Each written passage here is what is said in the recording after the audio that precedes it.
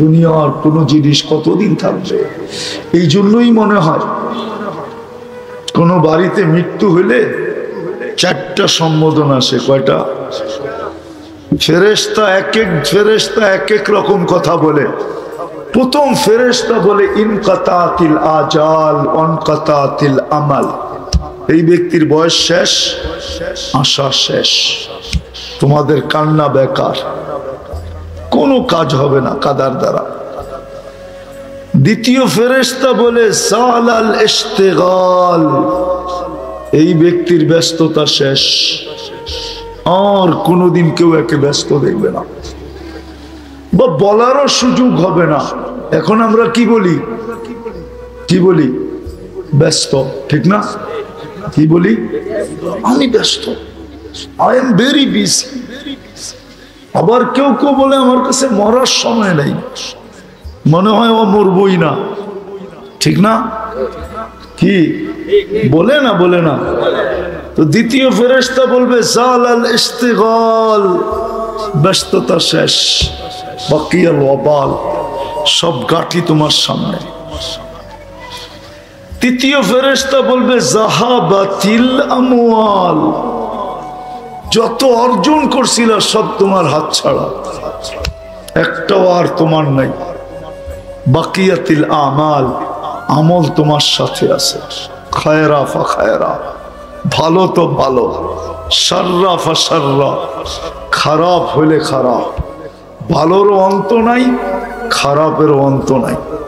এখন খোলারও সময় নাই, শুধু এতটুক শুনে রাখেন, ভালো যদি হয় না, কবরের 3টা কথা শুনে রাখেন। কবর বলবে, রাস যখন কবরের পাশে যাবে তো কবর সেলুট দিবে আর বলবে ইদান উহাব্বিলু লাকা বাতনি খাতরা, তোকে রাখতে দেরি, আমার পেট সবুজ শ্যামল হতে দেরি হবে না। ওয়ায়ুহাব্বিল জিসমাকা নূরা, তো শরীর নুরানি হইতে দেরি হবে না। ওয়ায়াসআদ রূহুকা ইলাল্লাহ, তো রূহ আল্লাহর সান্নিধ্যে চলে যাবে। তারাল জান্নাতা গুদুম্মা ওয়া আশিয়া, তুই সকালে জান্নাত দেখবি, বিকালে জান্নাত দেখবি, যদি ভালো হয়। আর খারাপ হলে ওটা বর্ণনা অতীত খারাপ হবে। তৃতীয় ফেরেশতা বলবে জাহাবাতিল আমওয়াল বাকিয়াতিল আমাল। চতুর্থ ফেরেশতা ধ্বনি দিতেছে, যেটা আমি বুঝাইতে চাইতেছি, তুবা লিমান কানা মাতআমুহু মিনাল হালাল, সুসংবাদ ওই ব্যক্তির জন্য যে হালাল ভক্ষণ করলো। ওয়া ইশতিগালুহু লিখিদমাতি জুল জালাল, নিজেকে আকর্ষণের পাত্র বানানোর জন্য, নিজেকে ফুটানোর জন্য, যে 24 ঘন্টা ব্যস্ত ছিল। নারী তো নারী, পুরুষ তো পুরুষ, যুবক তো যুবক, বৃদ্ধ তো বৃদ্ধ, প্রত্যেক ব্যক্তি এটার ভিতরে ব্যস্ত ছিল যে আমি আল্লাহর কাছে নিজেকে আকর্ষণের পাত্র বানাবো কি করে। কিন্তু আফসোস, এই উম্মতের জন্য তো সহজ ছিল তো সহজ, এই উম্মতের মতো সহজ কারোর জন্য ছিল না। আমি একটা হাদিস দিয়ে আপনাদেরকে বুঝাইতে চাইতেছি। এই উম্মত যদি চিন্তা করতে করতে এই সিদ্ধান্তে পৌঁছলো যে আমার চিন্তাধারায়, আমার বিবেচনায়, আমার চিন্তায় দেখতেছি যে আমার দোজখ ছাড়া কোনো রাস্তা নেই। কোন যুবক, কোন পুরুষ, কোন নারী যে জীবনে তো কিছুই করলাম না, এই চেহারা আল্লাহকে কি করে দেখাবো? জান্নাতের তো আশা করতে পারতেছি না। তারপরে যদি তার মনের মুখের থেকে একটা আহ বাহির হয়, আহ বা হায় করলাম কি, হায় বাহির হয়, হায় করলাম কি, আহ বাহির হয়, পানি আসতে হবে না, পানি আসলে তো কোনো কথাই নেই, শুধু বাহির হলো, নির্জনে বৈশা, একাই কি বৈশা। আল্লাহ বলে ফালাম্মা তায়াক্কানতা বিল বাওয়ার ওয়া যানানতা আন্নাকা মিন আহলিন নার মানাহতু ইলাইকা রিদওয়ানি ওয়াল্লাইতু ইলাইকা গুফরানি ওয়া কুলতু লাকা লা তাহজান গফারতু লাকা যুনুবা ওয়াল আওসার ওয়া লিআজলিকা সাম্মাইতু নাফসি আল আজিজুল গফফার। কাশ আপনারা আরবি জানতেন। আল্লাহ বলে তুই আহ বলতে দেরি, তোমার মুখ দিয়ে আহ বাহির হইতে দেরি, আমি রেজার চাদর দিয়া তোমাকে ডাকতে দেরি করি না, মাগফিরাতে ডুবাইতে দেরি করি না, ছুটা এসা তোমার পেটে হাত দিয়া সান্ত্বনা দিতে দেরি করি না। চিন্তার কোনো কারণ নাই, তোমার গুনাহ খাতা মাফ না, এদের জবাব নেওয়া যাবে না। কিন্তু এই মজমায় যারা আছে, কে অভ্যস্ত যে আমি ডেলি ঘুমানোর সময় তওবা করে ঘুমাই? এক আধজন হাত উঠাইল, কিন্তু উচিত ছিল প্রত্যেক ব্যক্তি ঘুমানোর সময়। অথচ হুকুম দিছিলেন, হুকুম ছিল, হাদিসে আছে, ঘুমানোর সময় ইস্তেগফার 3 বার পড়া ঘুমাও। না নাই ইস্তেগফার নাই? আস্তাগফিরুল্লাহ আল্লাযী লা ইলাহা ইল্লা হুয়াল হাইয়ুল কাইয়্যুম ওয়া আতুবু ইলাইহি। হুকুম ছিল ইস্তেগফার 3 বার পড়া ঘুমা। তোর গুনার কত হইল? সমুদ্রের ফেনা পরিমাণ মাফ, গাছের পাতা পরিমাণ মাফ, বালুর কণা পরিমাণ মাফ। এত গুনাহ কি একদিনে সম্ভব নাকি? কিন্তু আফসোস তো এইখানে ঘুমের সময় কেউ তওবা করে ঘুমায় না। আরবি না পারেন, বাংলায় যদি তওবা করে ঘুমাইতো যে আল্লাহ সারাদিন তো নুন খাইছি, নুন কার খান? ও যুবক, ডেলি নুন কার খাও? হ্যাঁ, তোমার যৌবনের যে এনার্জি, বলো এই এনার্জি বৃদ্ধের গায়ে আছে? হ্যাঁ, এটা কি নুন না? যুবকের যৌবনের যে এনার্জি, এটা কি আমাকে সভাপতি হিসাবে আসেনি? জিগাও তো, জিগাও। নাই, আমার আছে নাই? এটা কি নুন না? তুমি যে সারাদিন নুন খাও, ঘুমের সময় তো উচিত ছিল যে আল্লাহ নুন খাইছি, একটু গুণ গাইতে পারি।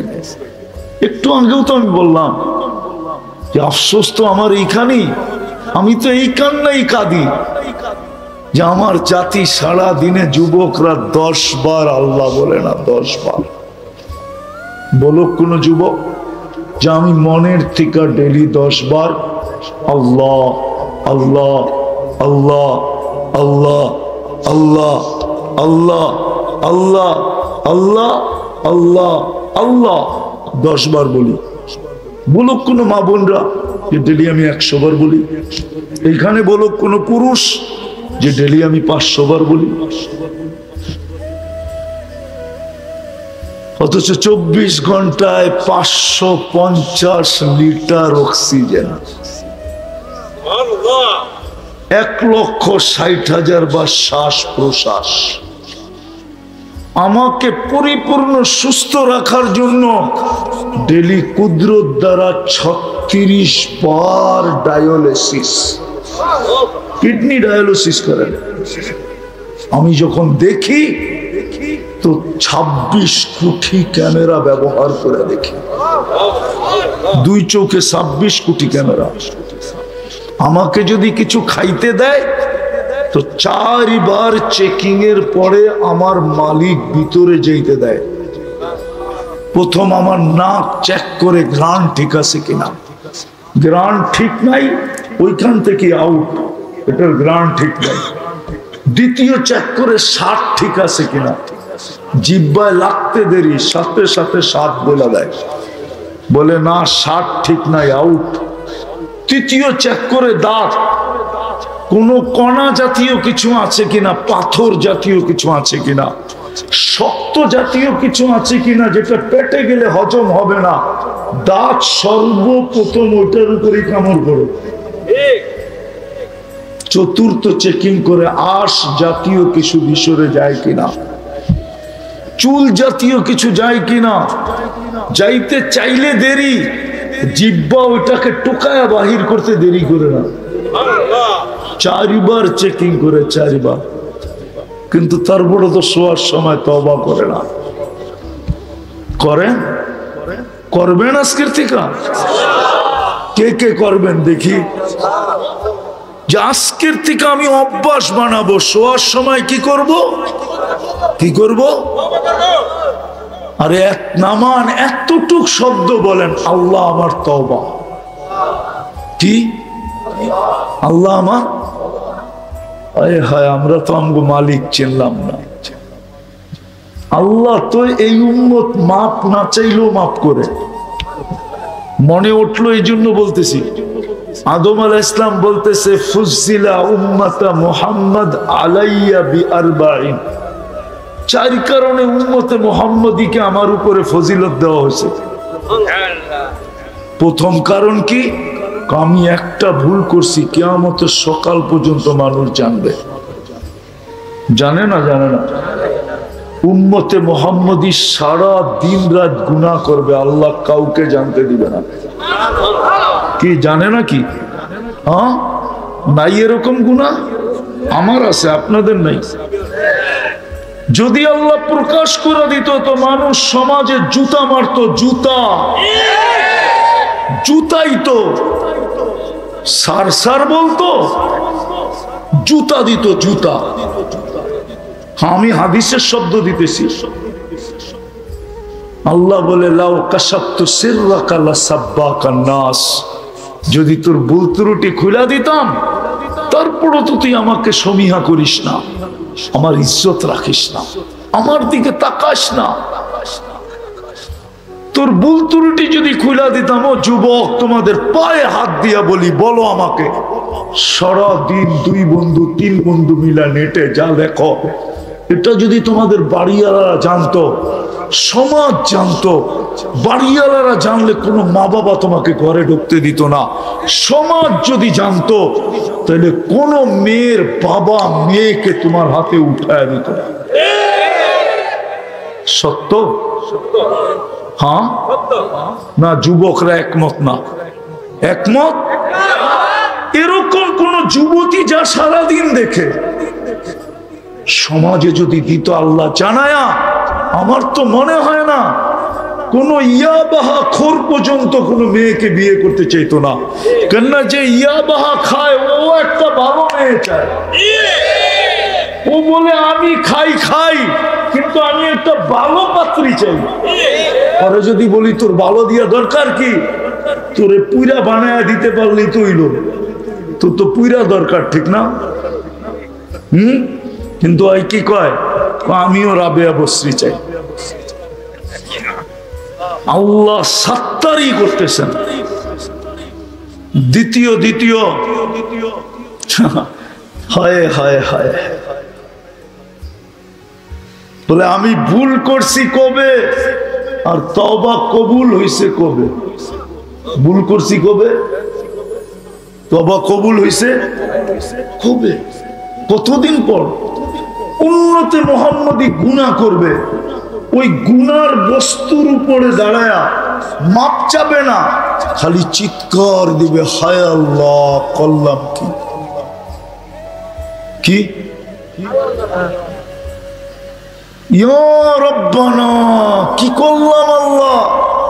আল্লাহর সাথে সাথে জবাব দিবে, আলিমা আবদি আন্না লাহু রব্বা।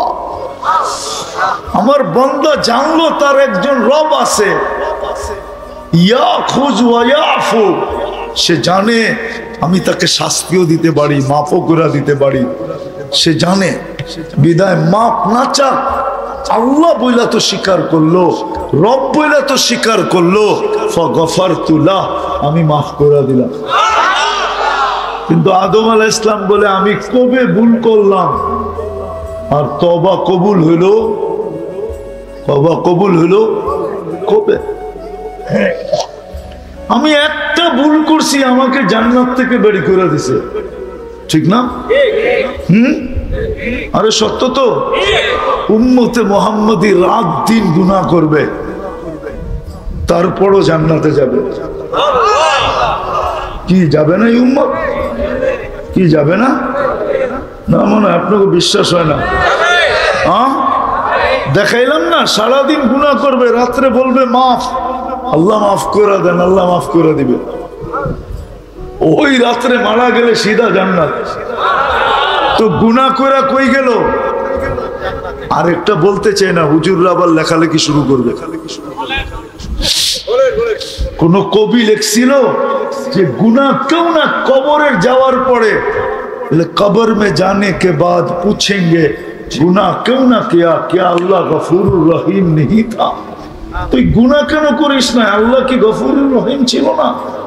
হাদিস আছে, লাউ লাম তাযনিবু লা আজআলু খালকান ইয়াযনাবু ওয়া ইস্তাগফির। আল্লাহ ইস্তিগফারকে বলো ভালোবাসে। কাজে একটা গুনাহ করছি জান্নাতে, গুনাহ না ভুল করছি, জান্নাত থেকে বাহির করে দিছে। উম্মতে মুহাম্মাদি সারা দিন গুনাহ করবে, রাত্রে খালি একটু অভিনয় করে জান্নাতে যাবে। কি ডেলি মাপ চাওয়া, এটা তো অভিনয়, ঠিক না? আরে কি কন, আর মনে হয় কেউ বোঝে না আমার কথা। উম্মতে মুহাম্মদ এটা করেই জান্নাতে যাবে। নাইলে আবু বকর সিদ্দিক রাদিয়াল্লাহু তাআলা আনহু কেন জিজ্ঞেস করলেন?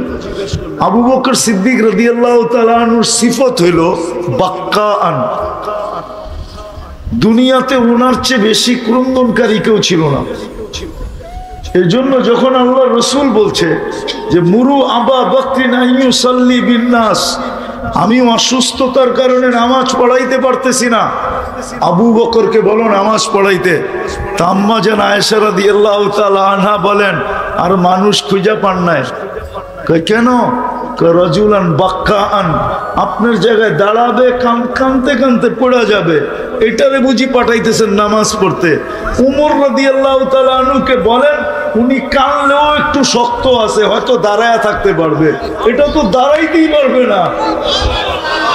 উনি আল্লাহর রাসূলকে জিজ্ঞাসা করতেছে, ইয়া রাসূলুল্লাহ, কান্না যদি না আসে কি? আচ্ছা, ওনার জিজ্ঞাসা করা কি এরকম বোঝা যায়? উনি আমাদের জন্য জিজ্ঞাসা করছেন, নিজের জন্য না। উনি তো 24 ঘন্টা কাঁদেন। জিজ্ঞাসা করছে না, কান্না যদি না আসে, তা আল্লাহর রাসূল বলছে অভিনয় করলেই চলবে। আমি অভিনয় শব্দটা বললাম সহজে বোঝার জন্য, অভিনয় করলেই চলবে। তো আদম আলাইহিস সালাম বলতেছিল একটা ভুল জান্নাত থেকে বাহির হয়ে গেছে, আর উম্মতে মুহাম্মাদি সারাদিন গুনাহ কইরা হাসতে হাসতে জান্নাতে যাব। কেন? ওই যে ঘুমাইতে যেয়ে তওবা করবে, ঘুমের তো উঠা তওবা করবে। চতুর্থ, তিনটা হয়ে গেছে না? চতুর্থ, আমি একটা ভুল করছি, আমার বিবির থেকে আমার বিচ্ছেদ কত বৎসর দূর হয়ে গেছে। দূরে ছিলেন না? ছিলেন না? ওলামা জানে কয় বৎসর? একজনকে পাঠাইছে শ্রীলঙ্কা। কই? আদম আলাইহিস সালাম কোথায়? শুধু পায়ের দাগ আছে দেখা বলে শ্রীলঙ্কা। হায় বাঙালি, ইতিহাসও পড়ে না, কিছু জানেও না।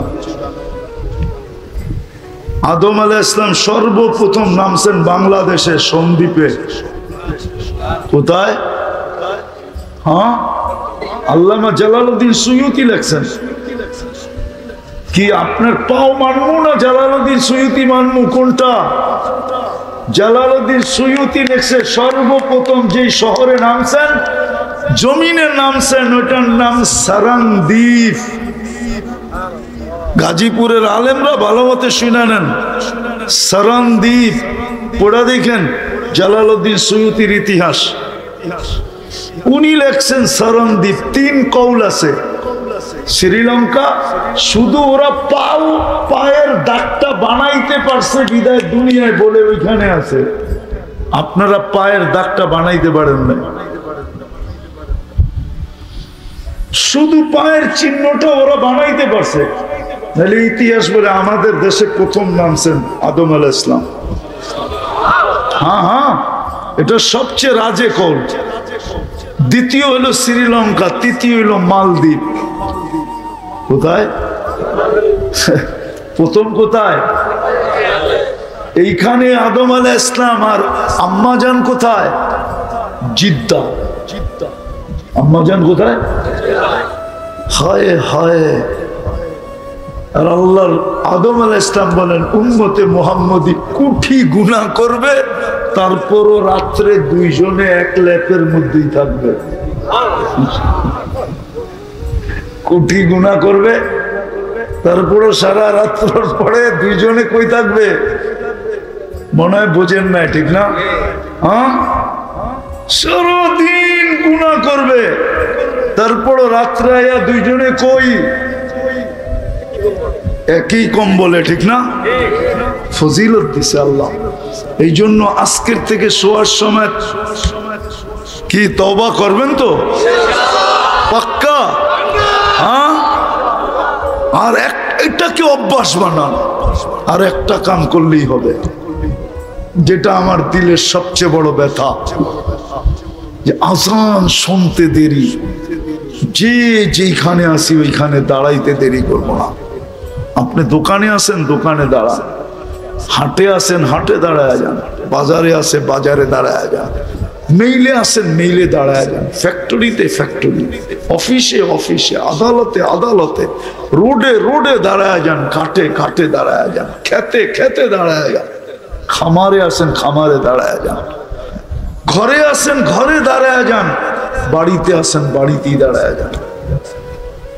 আজানের আওয়াজ শুনতে দেরি। আজকে মুসলমানের দুরবস্থার সবচেয়ে বড় কারণ এটা। আল্লাহর নারাজ হওয়ার সবচেয়ে বড় কারণ আমি মনে করি কোনো গুনাহ না। কেননা এরকম ফিতনার পরিবেশ তো আগের থেকেই ঘোষিত, ঠিক না? কিয়ামতের আগে কি হবে? ফিতনার ফিতনার ফিতনার ফিতনা। আমি একটা প্রমাণ দিই, মানবেন কিনা জানি না, হুজুররা মানবে কিনা। এই কাপড়টা সুদের ভিতরে ডুব দিছে 6 বার। কয়বার জানেন?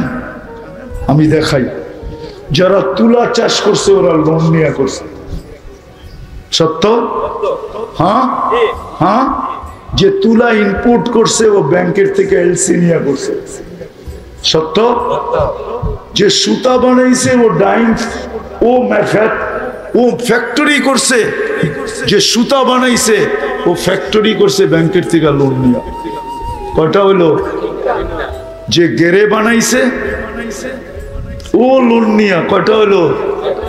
হ্যাঁ। যে ডাইং করছে সেও লোন নিয়ে। কয়টা হইলো? 5টা।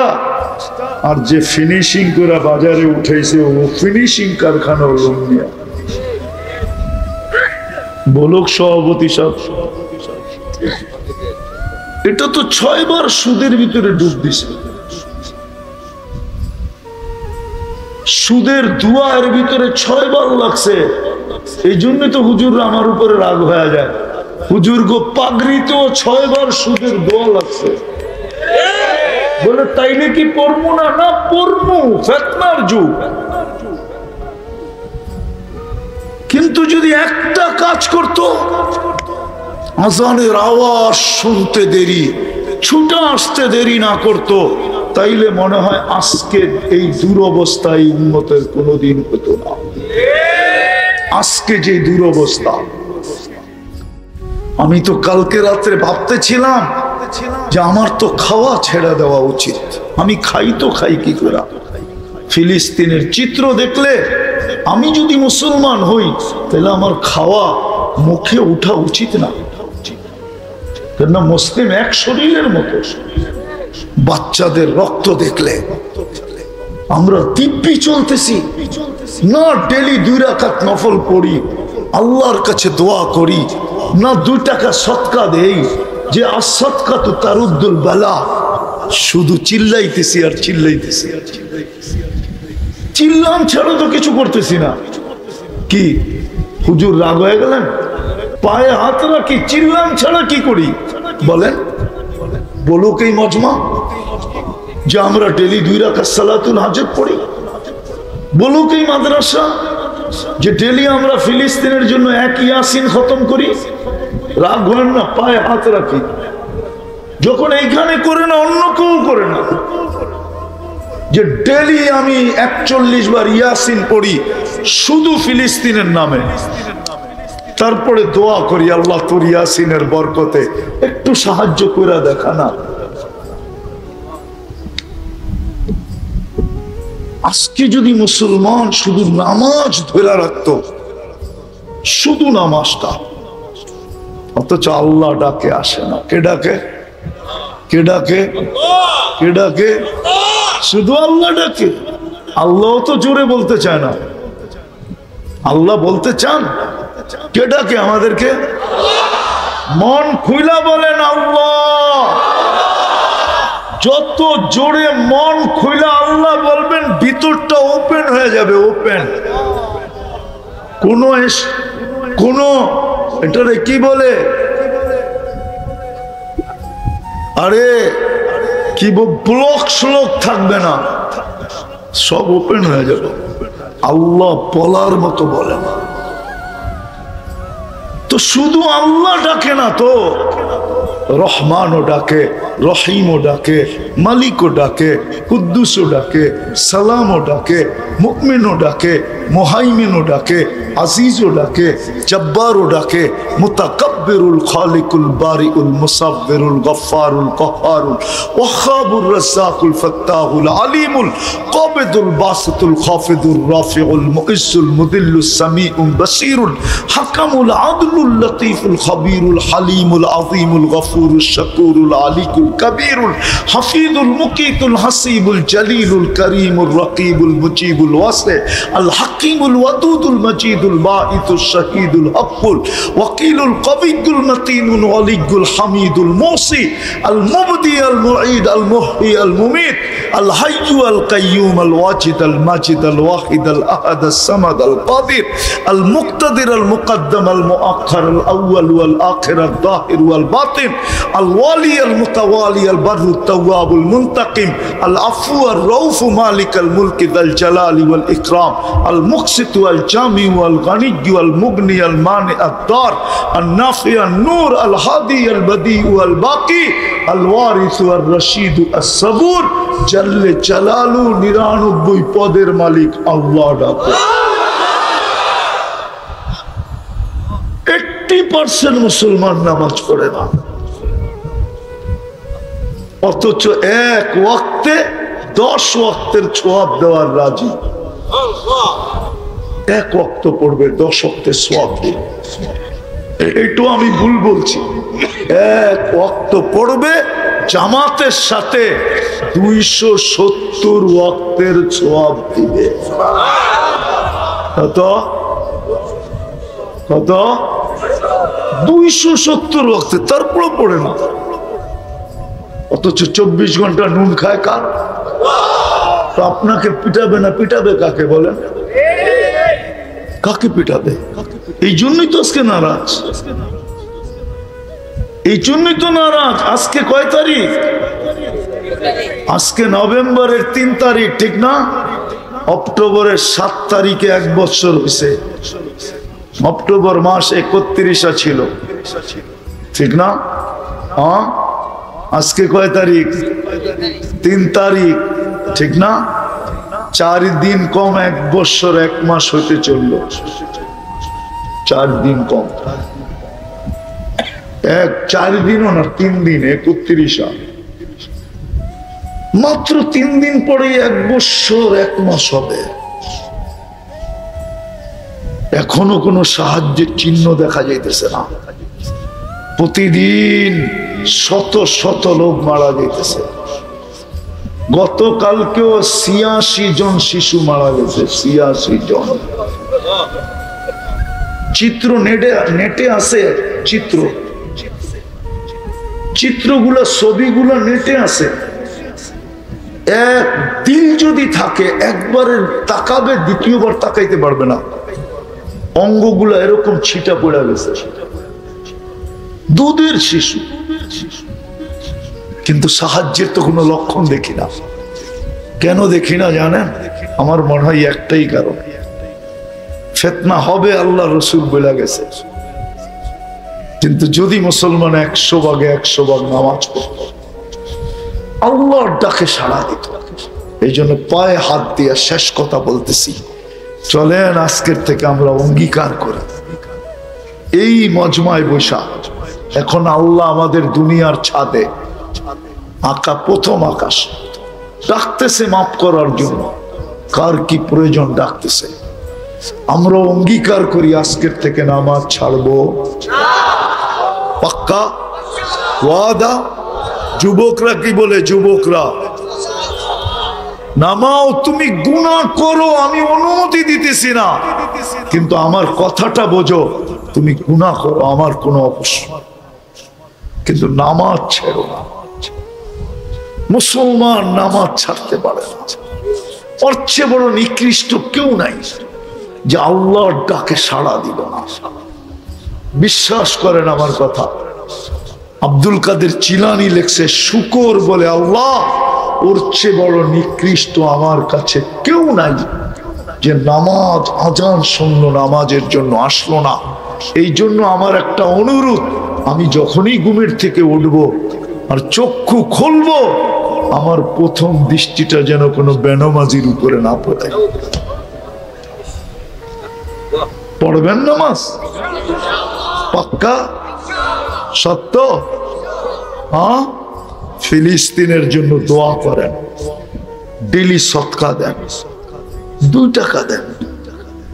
আর সদকা তো তারুদ্দুল বালা, বিপদকে দূর করে।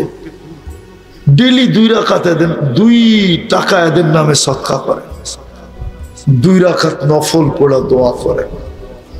নাইলে কোনো চিহ্ন দেখতেছি না। মিডিয়ার এই সমস্ত কথা, বাস্তব কিছু দেখতেছি না। সাহায্য কবে আসবে? আর এটা ছাড়া সাহায্য আসবে না। শুধু চিৎকার দিলে সাহায্য হবে না, আপনি বললেই হবে। আপনি এখান থেকে ছুটা চলে যাবেন ফিলিস্তিন, পারবেন? হ্যাঁ পারবেন? পারবেন? হ্যাঁ। আরে অন্য দেশ অনুমতি দিলে দিতেও পারে, সর্বপ্রথম আপনার পাশেরটাই তো নিবে না। কেন? ওই দেশ তো ইসরায়েলের মহাবন্ধু, সে তো চাবে না আপনি ওইখানে যে ইসরায়েলের পক্ষে লড়েন, ফিলিস্তিনের পক্ষে লড়েন। আপনি খালি চিৎকার দিলে হবে নাকি? খালি মাঠ গরম করলেন আর যুবকরা কতক্ষণ স্লোগান দিল, শেষ। আসল কাজ করেন, রাত্রে ওঠেন, চোখের পানি ঝরান, 2 রাকাত পড়েন, আল্লাহর কাছে হাত উঠান, সকালে ওঠেন। আমি তো দেখতেছিলাম চাঁদা করতেছিল, ফিলিস্তিনের নামে 2 টাকা করে এই মাদ্রাসায় দিয়া যায়। এই মহল্লাবাসী যদি ডেলি 2 টাকা করে ফিলিস্তিনের নামে এখানের এতিম ফান্ডে, গোরাবা ফান্ডে দেয়, তো আমার মনে হয় ডেলি 1 লাখ টাকা এমনি জমা হবে। মানুষও যতক্ষণ পর্যন্ত মানুষের মতো মানুষ না হয়, যুবক যতক্ষণ পর্যন্ত যুবকের মতো যুবক না হয়, নারী যতক্ষণ পর্যন্ত নারীর মতো না হয়, নারীর মতো না হয়, পুরুষ যতক্ষণ পর্যন্ত পুরুষের মতো না হয়। আমি দুনিয়ার আকর্ষণ বুঝাইতে চাইতেছি না। দুনিয়া তো দুনিয়াই, ঠিক না? দুনিয়া একটা প্রবাদ বাক্য আছে, কয় দিল লাগি দেওয়ার সে পরি কে আছিস, মনে হয় বোঝেন না? সভাপতি সব মনে হয় উর্দু বোঝে না। তো কয় দিল লাগি দেওয়ার সে পরি কে আছিস, কয় চোখে যেটা ভালো লাগছে, আর পরি দিয়া কি করবো, চোখে ভালো লাগছে তো লাগছে। বাংলা একটা প্রবাদ বাক্য আছে, কয় খিদায় চায় না কি ধর্মীয়, খিদায় চায় না পান্থা ভাত, ঘুম দেখে না ভাঙ্গা খাট। আর আরেকটা বললাম না, ওইটাই বলে দেখে না জাত বেজাত। এটার নাম হলো দুনিয়া, এটার নাম হলো ভাঙ্গা বললাম না আর কি, ওইটাই বলে জাত বেজাত দেখে না। আমি দুনিয়ার আকর্ষণ বুঝাইতে চাইতেছি না, আমি বুঝাইতে চেয়েছি, যুবক যতক্ষণ পর্যন্ত যুবকের মতো না হয়, বানা যৌবন দেনেওয়ালা আল্লাহ, যিনি যুবকের ভিতরে যৌবন দিয়ে আকর্ষণের পাত্র বানাইছেন। যুবক, তোমার ভিতরে যদি যৌবন না থাকে, কেউ তোমার দিকে আকর্ষিত হবে না, কোনো দাম নাই তোমার। কেননা যৌবন কোথাও বিক্রি হয় না, না মডার্ন হার্বাল, না কলিকাতা হার্বাল, না চাইনিজ হার্বাল, না আমেরিকান হার্বাল, দুনিয়ার কোন হার্বালে আমার মনে হয় লোকমান হাকিমের হার্বালেও নাই যৌবন। আছে নাকি? হ্যাঁ, যৌবন তো একমাত্র আল্লাহ দেয়। তো যুবক যতক্ষণ পর্যন্ত, ফুল যতক্ষণ পর্যন্ত না ফোটে, যুবক যদি নিজেকে না ফুটাইল, আল্লাহর কাছে আকর্ষণের পাত্র হবে না, রসুলের কাছে আকর্ষণের পাত্র হবে না। আমি দেখাইতেছি, যুবক যদি ফুটায়, তো আল্লাহর কাছে নিজেকে যদি ফুটায়, আকর্ষণের পাত্র কেমন হয়। জমিন দিয়া চলতে থাকে, আর আল্লাহ ফেরেশতাদেরকে দেখায় দেখায় বলতে থাকে, ইন্নী উবাহি বিহিল মালাইকা, এই যুবককে নিয়ে আমি তোমাদের উপরে গৌরব করি। কেমন আকর্ষণের পাত্র! আল্লাহ গৌরব করে। আল্লাহ কাদের উপরে? ফেরেশতাদের উপরে গৌরব। আবার কখনো কখনো এটাও বলে, লাওলা শাবাবা খুশা, এই যুবক যদি জমিনে না থাকতো, লাজালতু সামা হাদিদা, আমি আকাশকে লোহার বানায় দিতাম, ওয়াল আরদা সাফসাফা, জমিনকে তামার বানায় দিতাম, ওমা আনজালতু মিনাস সামাই কতরা। একটু ভালো মতে ধ্যান দিয়া বোঝো, বৃষ্টির একটা ফোঁটানা, ওমা আম্বাত্তু মিনাল আরদি হাব্বা, জমিন থেকে একটা শস্যের দানা না, বাল আনজালতু আলাইহিমুল আযাবা সাব্বা, একের পর এক আযাব দিয়ে আমি ধ্বংস করে দিতাম। কিন্তু পারি না তো, এই যুবকের কারণে পারি না। ওরে দেখলে আর কিচ্ছু পারি না। বলো যুবক, যদি তুমি তোমাকে ফুটাইলা, তো তুমি আল্লাহর কাছে এরকম আকর্ষণের পাত্র হবে, রসুলের কাছে আকর্ষণের পাত্র হবে। কত যুবকই তো দুনিয়ায় আছে, যৌবন বয়সে আল্লাহ রসুলকে দেখা পেয়েছে। বলো ওলামা আল্লাহ রসুলকে দেখতে দেরি, স্বপ্নে, ভাগ্যের দরজা খুলতে দেরি হয় না। চিরদিনের জন্য ভাগ্যের দরজা খুলে গেছে, ওর ভাগ্যের দরজা আর কেউ কোনোদিন বন্ধ করতে পারবে না, কসম খোদা। এরকম নারী যখন ফুটাবে নিজেকে, হায় রাবেয়ার বাড়ি আমি 6 বার দেখছি, 6 বারই চোখে পানি আসছে। রাবেয়াও তো এক নারী, তাও কৃতদাসী, ইউথোপিয়া বাড়ি। আজকেই ওই দেশের মানুষগুলোর রং নাই, ঢং নাই। 1000 বছর আগে রাবেয়ার কি রং ছিল আর কি ঢং ছিল, কিন্তু বাড়ি দেখলে তো চোখে পানি আসে। একজনও পাই নাই যে দেখছে আর কাঁদে নাই, সবার চোখ দিয়ে পানি জড়তেছে, ভিতরে চিৎকার আসতেছে, হায় রাবেয়া তুমি কোথায়? কৃতদাসী হয়েও তুমি কোথায়? আমার সমাজের মা বোনরা স্বাধীন হয়েও কোথায়? সে তো স্বাধীন, কৃতদাসী তো পরাধীন ছিল, সে কোথায়? আর আমার স্বাধীন মা বোন কোথায়? আমার ঘরের মেয়েরা কোথায়?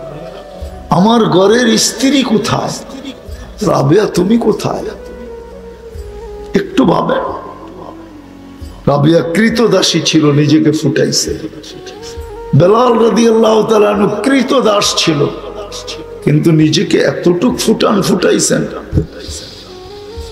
আমি তো বলি বেলাল যেন বলতেছিল, যেই হাদিস উলামায়ে কেরাম শোনায়, আমি একটু অন্যভাবে শুনাই।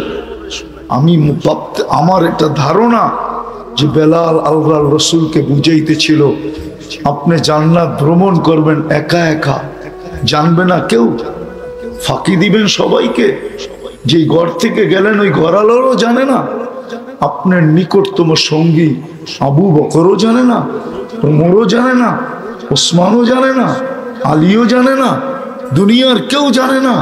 সবাইকে ফাঁকি দিয়ে আপনি জান্নাত ঘুরতেছেন। আমি কালো হইতে পারি, কৃত দাস হইতে পারি, অনারব হইতে পারি, আমার বাড়ি ইথিওপিয়া হইতে পারে, আমাকে ফাঁকি দেওয়া চলবে না। আমি তো আপনার আগে আগে চলবো, আমি তো আপনার আগে আগে চলবো। বেলাল যেন এটাই বুঝাইতেছিল। আয়েশা জিজ্ঞাসা করছে, মা ভালু খাইয়া বেলাল, এত উপরে উঠলা কি কইরা? স্বামী তো খসখসা কাদাম, আমি দুঃখা না লিখ, আমি তোমার চলার আওয়াজ শুনতেছিলাম। এত বড় মর্যাদা কিভাবে সম্ভব? তো বইলেও দিছেন কিভাবে সম্ভব। বসে উজু করতে দেরি, কখনো 2 রাকাত পড়তে দেরি করি না। তাহিয়াতুল উজু যাকে বলে, আল্লাহর রাসূল বলছে, হ্যাঁ এটা দিয়ে তুমি এত উপরে উঠলে। তো বেলাল নিজেকে ফুটাইছিলেন। আজকে যদি মামুনও নিজেকে ফুটায়, আমি কি দিয়া ফুটাবে ওইদিকে নিয়ে যাব, তাহলে সেও আল্লাহর কাছে।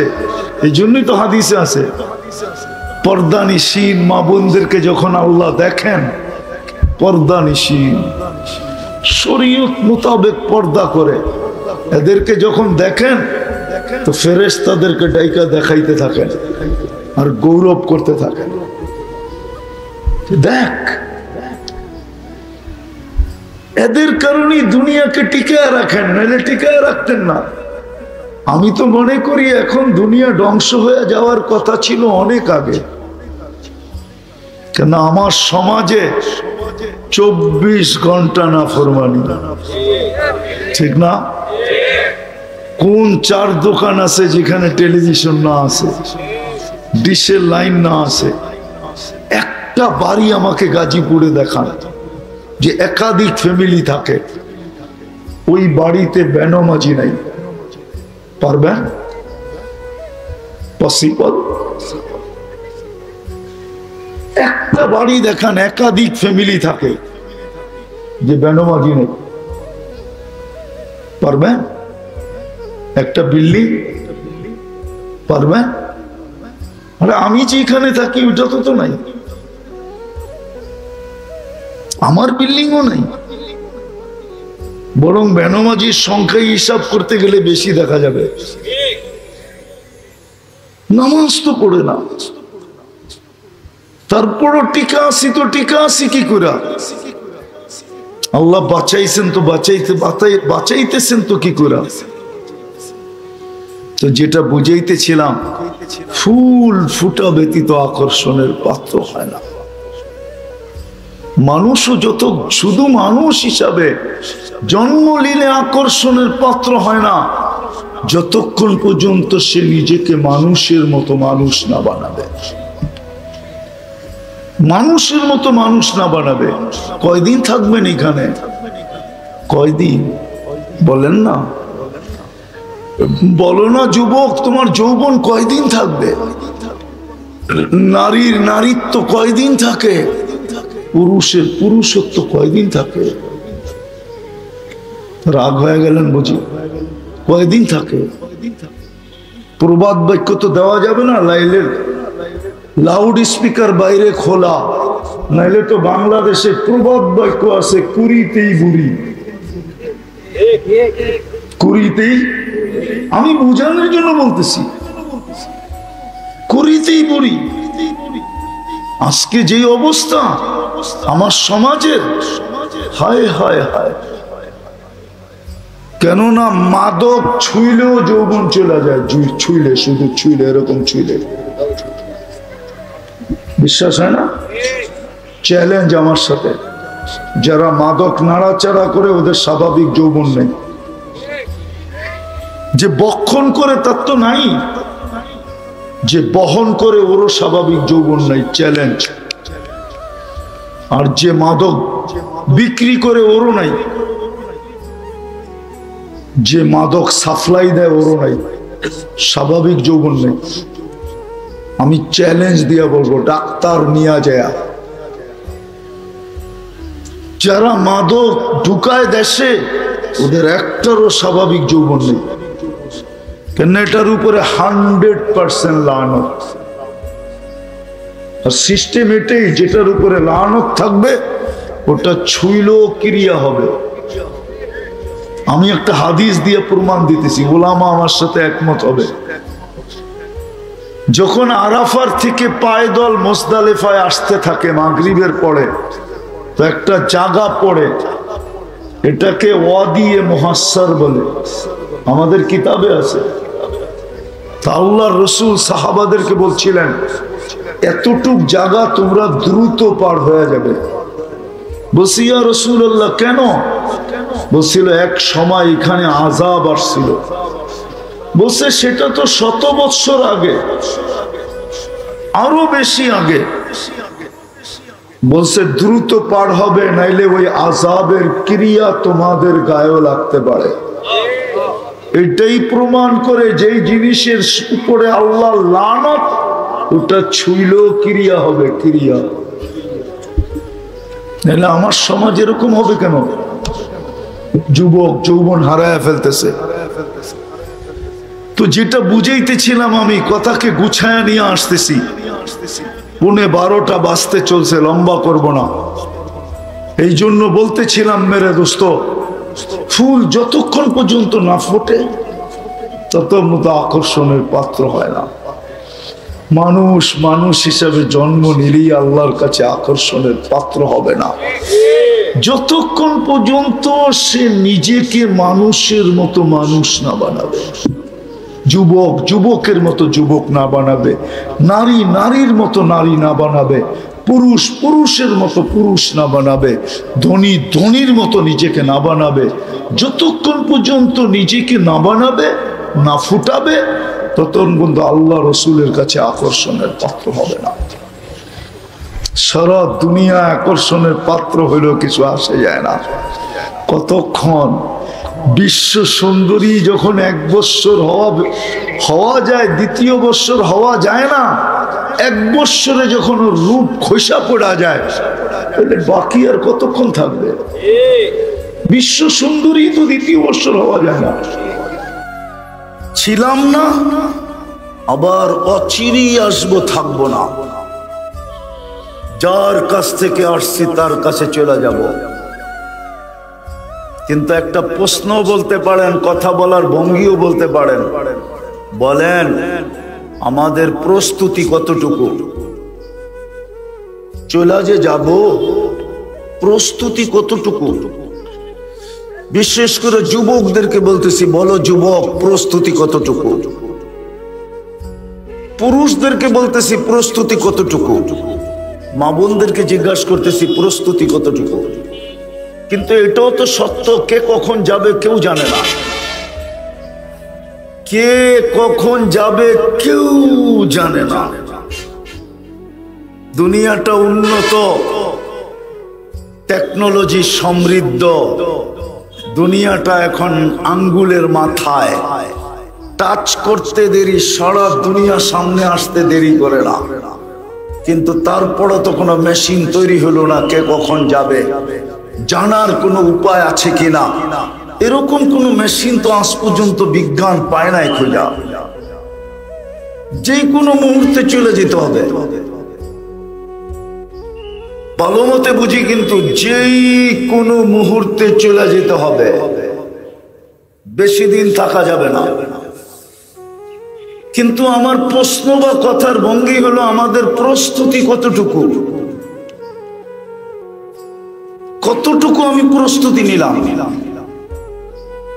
সত্য তো এটাই, সত্য তো এটাই। বংশ হইলেই, বংশ যদি মানুষের পরিচিতি হইতো আল্লাহর কাছে, তাহলে আমি মনে করতাম যে কুরাইশের সমস্ত কুরাইশি জান্নাতি হইতো। কুরাইশের চেয়ে উত্তম বংশ তো আল্লাহ বানান নাই। এটা আমি বলতেছি না, জিবরিল আলাইহিস সালাম বলতেছেন। কল্লাবতুল কাবাইলা কুল্লা মা ওয়াজাদতু আশরাফা মিন কুরাইশ, সমস্ত গোত্রকে ছাইনা দেখলাম, কুরাইশের চেয়ে উত্তম কোন বংশ নাই। যদি সোসাইটির হইলেই হইতো তাহলে মক্কার চেয়ে উত্তম কোন জমিন দুনিয়াতে নাই। আমি বলতেছি না, জিবরিল আলাইহিস সালাম বলতেছে, কল্লাবতুল কাবাইলা কুল্লা কল্লাবতুল আরদা কুল্লা মা ওয়াজাদতু আতিয়াবা মিন মক্কা। দুনিয়ার জমিন কেন, সমগ্র জগতের জমিন ছাইনা দেখছি, মক্কার চেয়ে উত্তম কোন জমিন নাই। মক্কার চেয়ে উত্তম কোন সোসাইটি নাই। মক্কার সোসাইটি সবচেয়ে উত্তম সোসাইটি, নাইলে আল্লাহ নিজের ঘরটা এখানে রাখবেন কেন? দ্বিতীয় দ্বিতীয় তৃতীয় তৃতীয় তৃতীয় তৃতীয় তৃতীয় তৃতীয় সম্পর্ক যদি হইতো তাহলে তো কোরআন অনেক সম্পর্কের কথাই আমাদেরকে বুঝান। একদিকে বাপ বেটার সম্পর্ক বুঝান, আরেকদিকে বেটা বাপের সম্পর্ক বুঝান। যদি সম্পর্ক হইতো তাইলে ইব্রাহিম আলাইহিস সালামের আব্বার জাহান্নামে যাওয়ার কোনো সুযোগ ছিল না। যদি বেটার দিকে দেখা হয় তাহলে নূহ আলাইহিস সালামের ছেলের জাহান্নামে যাওয়ার কোনো সুযোগ হতো না। যদি স্বামী স্ত্রীর দিকে দেখা হয়, যেখানে একজনের কোনো অঙ্গ আরেকজনের কাছে লুকায়িত থাকে না, সমস্ত দুইজনের অঙ্গ দুইজনের কাছে বিলকুল প্রস্ফুটিত, কোনো লুকায়িত না, তাইলে নূহ আলাইহিস সালাম লূত আলাইহিস সালামের স্ত্রীদ্বয়ের জাহান্নামে যাওয়ার কোনো সুযোগ ছিল না। বিদায় আমার কথা শুরু ছিল, ছিলাম না, অচিরেই আসবে, থাকবো। কিন্তু প্রশ্ন হলো প্রস্তুতি কতটুকু, কতটুকু আমাদের প্রস্তুতি? যেই কোনো সময় তো উঠে যেতে পারি। দুনিয়ার কোন পরিচয় যদি চলতো তাহলে একটা পরিচয় চলতো, একটা আমার বিবেক বলে, সেটা হলো আবু তালেব আর মুহাম্মদুর রাসূলুল্লাহর পরিচয় চলতো। আপনি জানেন না আবু তালেবকে আর মুহাম্মদুর রাসূলুল্লাহকে? আমরা হয়তো জানি আমাদের নবী, ঠিক না? দুঃখ তো আমার এইখানেই, সারা বাংলাদেশে দেখবেন শুধু দুটা শব্দই বেশি পাবেন, একটা হইলো ওয়াজ মাহফিল আর একটা হলো তাফসীর মাহফিল। সিরত মাহফিলও পাবেন না, শানে রাসালতও পাবেন না, শানে সাহাবাও পাবেন না, শানে ওলামাও পাবেন না, শানে আউলিয়াও পাবেন না। হুজুররা রাগ হয়ে যাবে, কেননা শুদ্ধ এলাকার লোক তো, আমরা তো তেমন একটা শুদ্ধ বেশি জানি না, রাগ হয়ে যাবে। যেইখানে দেখবেন বাংলাদেশে হয়তো তাফসীর মাহফিল, নাইলে ওয়াজ মাহফিল, না সিরত মাহফিল, না শানে রাসালত, না শানে সাহাবা। এই জন্য চারজন সাহাবী ছাড়া উম্মত আর একজনকেও চিনে না। চারজন ছাড়া উম্মত আর একজনকেও, হুজুর রাগ হয়ে গেছে। শানে সাহাবা নাই, শানে ওলামা নাই, জাতি জানি না ওলামা কি। এই জন্যই তো জাতি ওলামা দেখতে পারে না। বেশিরভাগ মানুষ ওলামা বিদ্বেষী, অথচ পুলিশ দেখলে ভয় পায়, ওলামা দেখলে ভয় পায় না। পুলিশ তো হইল সরকারের সৈনিক, ঠিক না? আর ওলামা হইল আল্লাহর সৈনিক। কার কার মনে হয় বিশ্বাস হয় না, ঠিক না? দেশকে সুরক্ষিত রাখার জন্য 5 ধরনের প্রশাসন আছে বাংলাদেশে, 5 ধরনের। কয় ধরনের? শুধু দেশকে না, দেশ এবং দেশের স্বাধীনতা সার্বভৌমত্বকে অক্ষুণ্ণ রাখার জন্য 5 ধরনের সরকারি, একটা হলো পুলিশ বিভাগ, এটা হলো দেশের অভ্যন্তরীণ শৃঙ্খলাকে ঠিক রাখার জন্য, শান্তি নিরাপত্তাকে ঠিক রাখার জন্য সরকারের পক্ষ থেকে নির্বাচিত হলো পুলিশ বাহিনী। আপনি বলবেন ভিতরে তো আনসারও আছে, র্যাবও আছে, এরা সব পুলিশের অন্তর্ভুক্ত, পুলিশের অধীন। তো প্রথম হলো পুলিশ বাহিনী, সীমান্ত পাহারা দেওয়ার জন্য বিজিপি, যেন সীমান্তের ভিতরে কেউ না ঢুকতে পারে, 1 ইঞ্চি জায়গাও না নিতে পারে।